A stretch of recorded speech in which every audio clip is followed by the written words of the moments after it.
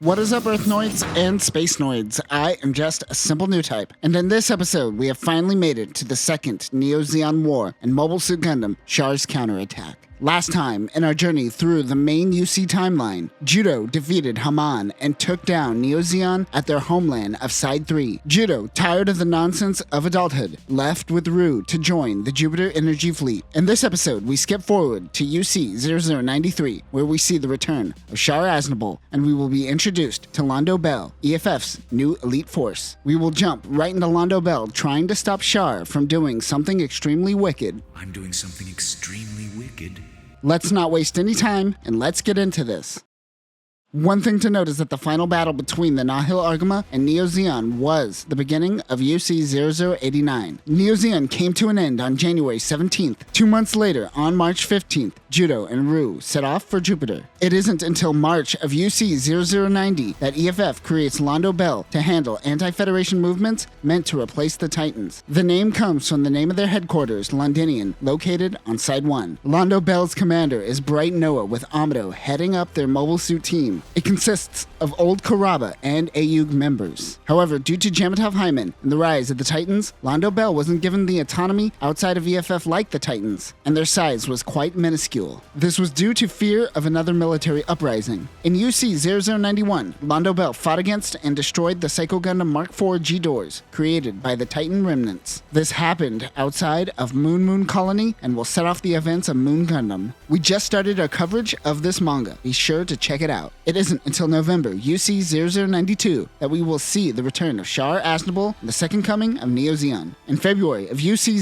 0093, a new war begins. On the moon, Londo Bell member Warrant Officer Chan Aggie is talking to October Saran of Anaheim Electronics. She is there to pick up the new Gundam. Chan is picking it up 10 days earlier than expected because Char declared war on Earth and they need to pick up the pace. Now, before we go any further, Char's counterattack starts in media res, or right in the middle of things, in typical Tomino fashion. The second Neo-Zeon war is already ramping up, so what is going on? We have started our coverage of Baltachika's children, and we will cover High Streamers soon, which will go into detail about what happened during the lead-up to Char's counterattack. But to give a small summary, in UC 0092, Char made his return and took over the colony of Sweetwater, where they welcomed him with open arms. He begins building the newborn Neo-Zeon movement. During this year, EFF moves its headquarters to Lhasa, Tibet, and gives Londo Bell the Rewloola-class ship. In February of UC 0093, Char declares war against the Earth during an interview and decides to drop an asteroid on the planet. Chan is a new love interest to Amuro. If you have read Baltachika's Children, Baltachika Irma takes on Chan's role, as her character was removed from the movie. Why did they make this change? Who knows? With the exception of Baltachika, Chan is the only soldier who wears a skirt with her EFF uniform. What's that all about? Now that Lhasa is the headquarters of EFF, the law has a tight grip on the area. One delinquent kid gets hit in the gut harder than Camille punching Sarah in the uterus.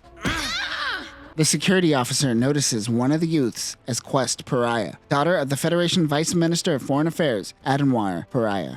But that wasn't his wife, was it? You are right, random security officer. That is Pariah's mistress, and one of many reasons of what we will refer to as the tragedy of Quest. They head out into space where a battle over 5th Luna is taking place. All around Earth are asteroids used to mine Luna Titanium or Gundarium. Luna 2 is one of these asteroids as well. Neo-Zeon is trying to drop 5th Luna onto Lhasa while Londo Bell attacks them. The asteroid begins accelerating towards Earth. Jagans are battling Gyaradogas. The RGM-89 Jagan is EFF's new mass-produced general-purpose mobile suit. EFF deployed these units in UC 0089, which is their state-of-the-art mobile suit, and is the evolution of the GM line and is significantly better in performance than the GM3. This unit is a melee combat beast and can function in Earth gravity with no extra backpack needed. By this time in Universal Century, mobile suits have finally conquered the Earth's gravity issue. The use of light armor grants the machine high maneuverability. Also, its front skirt armor is removed to maintain the leg's range of articulation, while its head has long-range sensors installed in its forehead in addition to fixed main sensors. During the second Neo-Zeon War, the Jagan was still in its early development phase, and there are around 100 in use, mainly used by Londo Bell as well as Luna 2. It is equipped with the Vulcan pod system, which evolved from the Gundam Mark II, a beam saber, hand grenades, a beam rifle, and a shield. The AMS-119 Gyaradoga is Neo-Zeon's mass-produced mobile suit, and and the evolution of the Zaku 2 line. Char's forces were limited, so the Gyaradoga is built for efficiency similar to the Gaza C, which breaks after a few uses. Although it was just designed to be good enough, it still can hold its own against a Jagan. It uses the old school Mono Eye, which makes it superior at mid to long range combat, but lacks when fighting in close range. It is equipped with a beam sword axe, a shock anchor, and a shield, which is equipped with a grenade launcher and a Sturmfaust, along with a beam machine gun. In UC 0096, we will see the sleeves continue to use this mobile suit and will evolve into the Girazulu. Char's Rewloola is following the asteroid. The Rewloola-class ship is Char's flagship, developed from the Guazine-class ship. One thing that we will see in this new era of Universal Century, unless you count Thunderbolt, is the recovery decks. A mobile suit can now fling itself into the recovery deck if it finds itself in a tight spot. It is equipped with 5 twin megaparticle cannons, 2 dual beam cannons, 20 3-barrel anti-air guns, and several missile launchers. Nanai is commanding the ship while Char preps in the hangar. If you are following our coverage of Char's deleted affair, we have recently introduced Nanai, where Char and her met on Side 3 while she was working with EFF under the newly reformed Republic of Zeon. Char launches in his new Sazabi. The MSN-04 Sazabi is Char's mobile suit designed to bring out all of his new type potential. Of course, Neo Zeon contracted Anaheim Electronics to build it. The Sazabi is the first mobile suit to be equipped with the revolutionary new Psycho Frame cockpit. This system featured microscopic Psychomu receiver circuits installed throughout a mobile suit's internal frame and cockpit walls. These tiny circuits amplify and transmit a new type pilot's psycho waves, enabling the mobile suit to respond instantaneously to mental commands. This unit is 25.6 meters tall compared to the Jagan, which stands at 20.4 meters. Although bigger than your average mobile suit, it is equipped with so many thrusters and verniers that it is still fast and mobile. It is also equipped with 6 funnels, 2 beam sabers, a scattering megaparticle cannon, a beam shot rifle, and a shield. Amuro is looking on and realizes that the asteroid is going to hit Earth. He is piloting the Ragazi. The RGZ-91 Ragazi is the evolution to the Zeta Plus R, which we will eventually discuss once we talk about Gundam Sentinel. To this day, Zeta Gundam is considered a masterpiece according to the engineers of Anaheim Electronics. This is a simplified version of Zeta designed with mass production in mind. Although Londo Bell is still testing the mobile suit, it shares parts with the Jagan to simplify production, and it also still retains its Wave Rider form with the help of the Back Weapon System, or BWS. BWS is also equipped with 2 mega beam cannons and additional propellant tanks. Other weapons include 60mm Vulcans, a beam saber, 4 2-tube grenade launchers,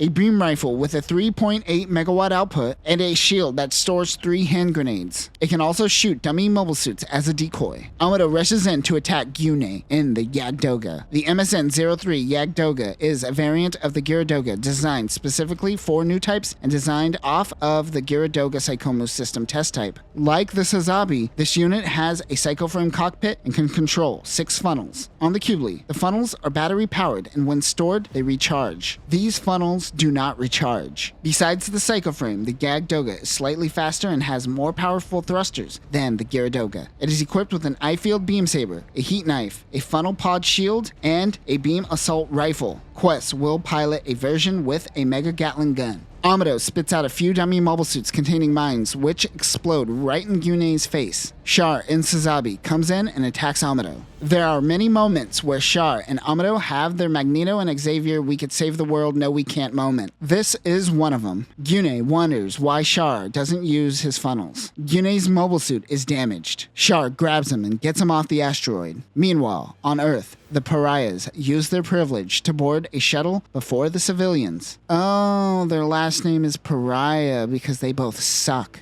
I get it. Because of this, it causes Mirai and her family to not board the shuttle. They have 1 extra seat. Mirai decides to give it to Hathaway. We make jokes about this kid being a terrorist, but during the Second Neo-Zeon War, we finally find out why. Amuro heads back to the Ra Kylum. The Ra Kylum-class battleship is not only a mobile suit carrier with 2 catapults and a landing deck, but it is also capable of high bombardment. It has 5 2-barrel main beam turrets, 22 anti-aircraft guns, and 6 missile launchers. It also has 8 engines and a pair of cooling fins to help improve fuel consumption and increase speed. The ship was developed from both the Dogos Gyar and the Alexandria-class ship used by the Titans of yesteryear. When it comes to EFF-based ships, This is it. The Londo-class ship will last up to the Zanskar Empire in UC-0149. Amuro wants to know where Char got the fuel he needed to send 5th Luna into Earth. Bright says that EFF and the military have evacuated Lhasa, but the citizens are screwed. Char knows of the incompetence of EFF and played into their hands, knowing that Londo Bell would take the moral burden. Side 2 is helping Londo Bell, but many of the colonies have no interest in helping. One thing this movie does a poor job of explaining is why newborn Neo Zeon decided to declare war. To the Spacenoids and Char, Londo Bell comes off as another version of the Titans. He never thought that Amuro and Bright, who were his allies during the Grips conflict, would ever go back to EFF. This is more fleshed out in High Streamer. That being said, this sounds like it could have been resolved with a conversation. But then I guess we wouldn't have space ghosts and mommy issues, would we? The Side 2 forces try to shoot down the asteroid with a high mega cannon, but they are infiltrated and shot down by Neo Zeon suicide bombers. The shuttle containing Quest and Hathaway takes off. The pilots were in their spacesuits knowing they would pass by an asteroid, but they didn't tell the passengers. The sheer apathy of the people of Earth these days. The shuttle experiences turbulence and Quest falls into Hathaway's lap. Hathaway gets his first taste of terrorism. Boner. He experiences his first boner.